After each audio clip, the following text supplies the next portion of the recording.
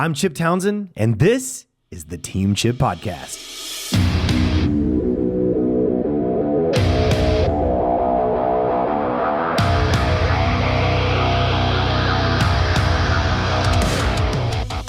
Guys, we're back with another episode of the Team Chip Podcast. Today, we're going to talk about the 80-20 rule for school owners. 80-20, sometimes known as the Pareto principle. I believe it was an Italian economist. I can't remember for sure, but he came up with this concept that 80% of your results come from 20% of your actions. And so the goal isn't doing more, it's just doing what matters, doing the important stuff. And so wanted to encourage you in 2026, new year, new-ish year, don't just be busy for the sake of busy. Be busy with intention. Be busy with the intent of being productive. You know what I mean? And our time can get away with this. I'm as guilty as you get. So let's just think for a minute about where some school owners might waste 80% of their time, like fixing small problems and not the root issue, like treating the symptom instead of the cause. You treat the squeaky wheel when it's squeaking because it's got a bad bearing. Let's go fix the bearing, right? Instead of just putting some grease on something that's going to keep coming back.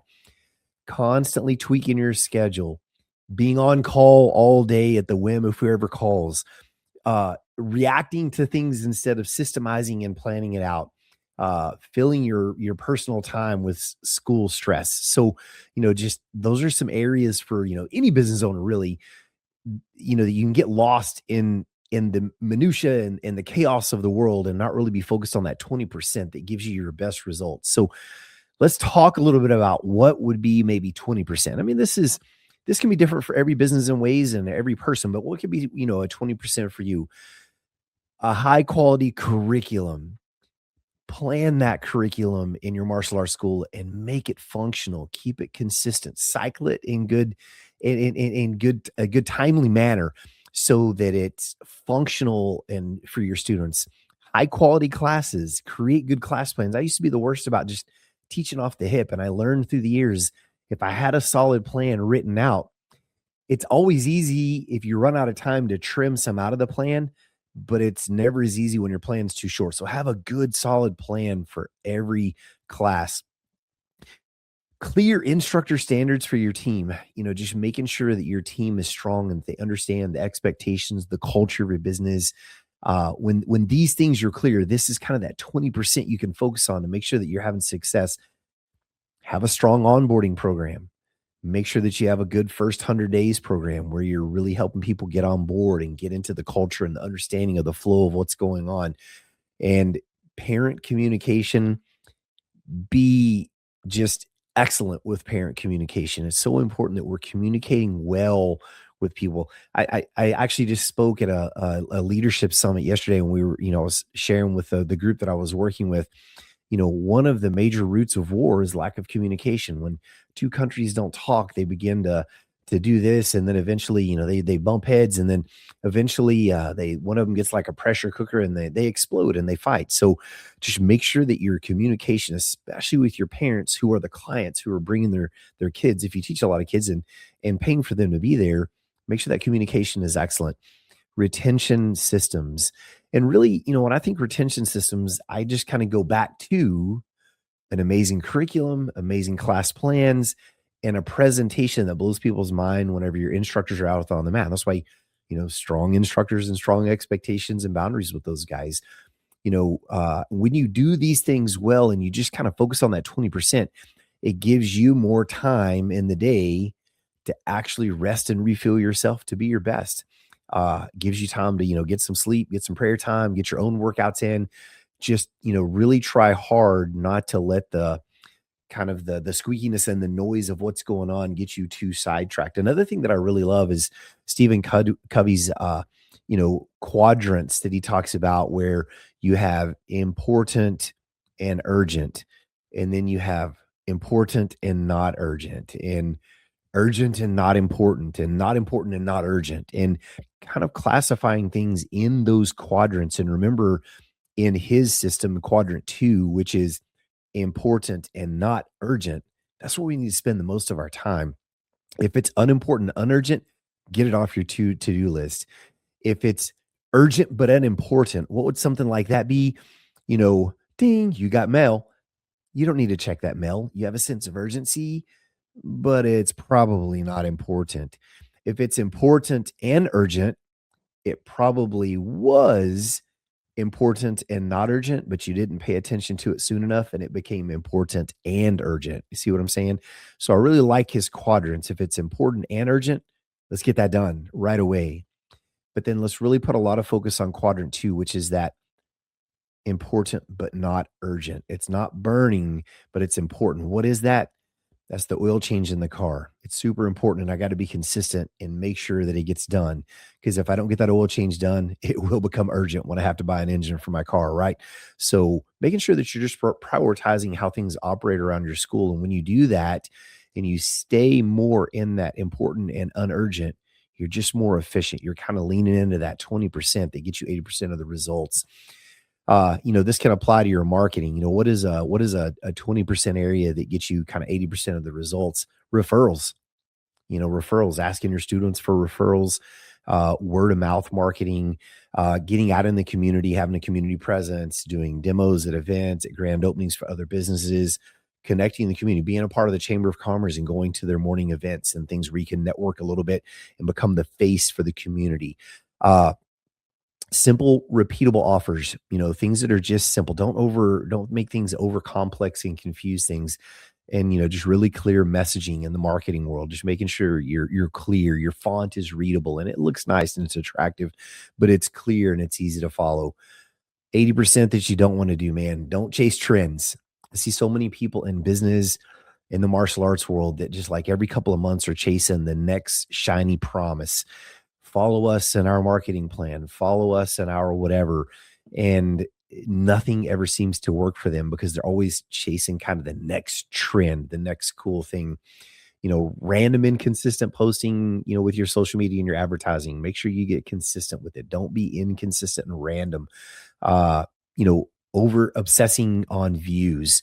Don't worry about it. Don't let your ego and lack of confidence get in the way.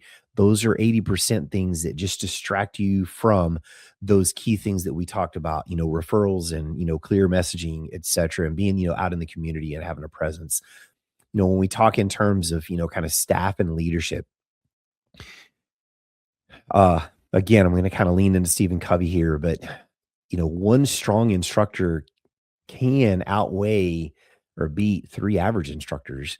And it sounds kind of crazy, but there's this idea in Stephen Covey's 7 Habits of Highly Effective People where he talks about, when you're born, you're dependent. Someone has to feed you, wipe your butt, change your diaper, etc. You slowly become dependent. You can put your own drawers on and off. You can go to the bathroom by yourself. You can pick up your own fork and feed yourself. So slowly over time, you become dependent. But then there's another level to that. It's whenever you have, we'll just say, two people in a business.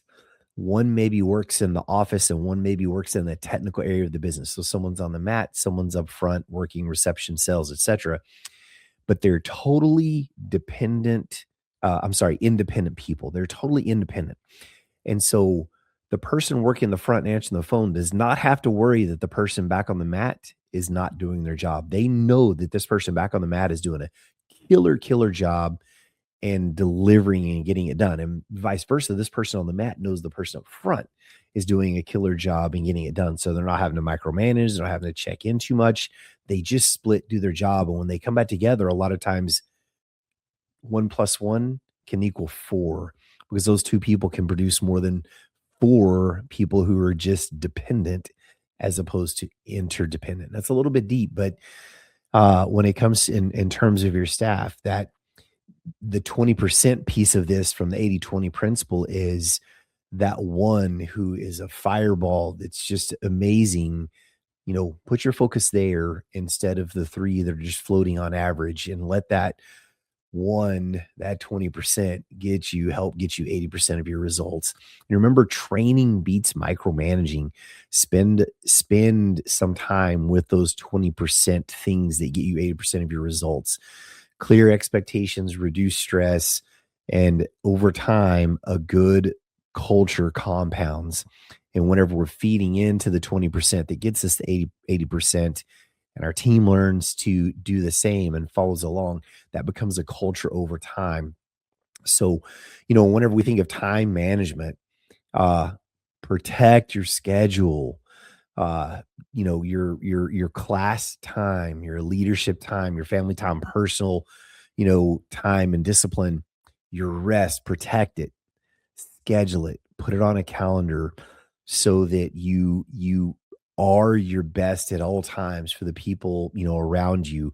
And that's kind of the 20%, focus on scheduling your check-in meetings with your team, your staff meeting, and making sure that it's going to be productive and useful.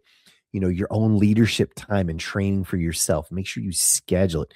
Your family time so you can feel good about giving back to your family. That's some of the 20%, because when you have good family time, then you come back ready and on fire to serve your family again by being your best in your business and protecting your personal time. But things to stay away from: answering everything immediately. Not everything. I alluded to this earlier. Dean, you got mail. The urgency. I need to open that, but it's not immediate. Have a scheduled time where you review your emails, and it's not the first thing you do when you wake up either. Schedule time during the day to review those things and keep it in that window of time to the best of your ability, and protect your schedule. Don't let the school own every hour of your day, or let your business.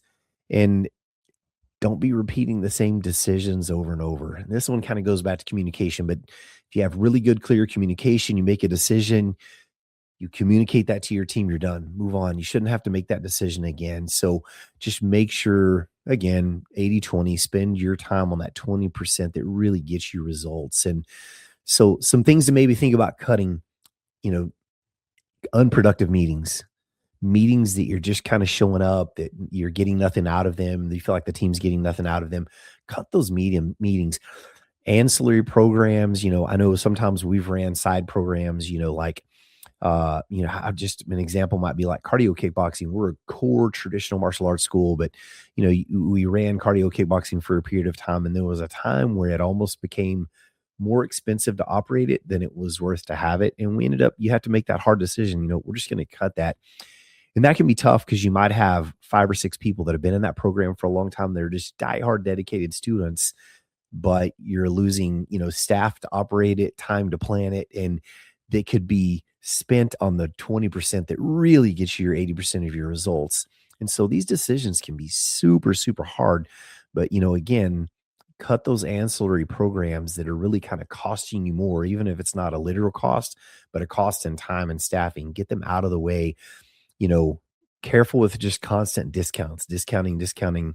Know your worth and know your value. And draining events. If you have events that you do that aren't really producing fruit, that don't lend themselves to improving or propagating a really good positive culture or generating some sort of revenue, events that you just feel like, I'm not sure that this is worth it. Make the decision for a year to cut that event and use that time somewhere else that keeps you much more productive and keeps you in that 20%. Remember, less clutter equals more clarity. So, cutting draining events and unnecessary programs, et cetera, kind of gets the clutter out. Like every so often, you got to go through the house and kind of dump some of the mess, and you kind of get a fresh feeling again. Your year here is not about doing more. It's about doing fewer things better in your school, in your leadership, in your life. So just wanted to kind of throw a little challenge at you here at the end. You know, what are 3 actions in your life that are driving most of your results? Identify those. What are 3 things that you do that really drive results for you?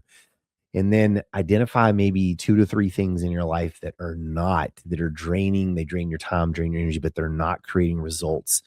And cut those things and protect your 20% every week so that you can be your best. And remember, this year is not about a need of more of you, but a need of a better version of you. So again, 20% of our actions commonly produce 80% of our results.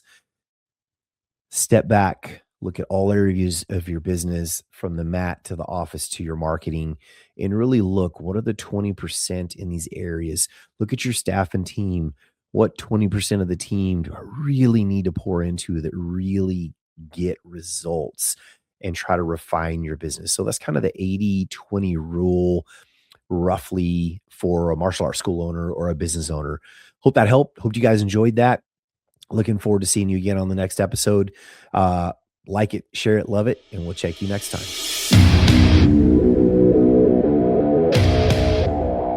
Thank you for tuning into the Team Chip Podcast. If you enjoyed today's episode, don't forget, subscribe, share, and or leave a review because we need you. We appreciate you so much. And without you, we can't make this happen. Remember, consistency is the key to success. So go out there and never be outworked.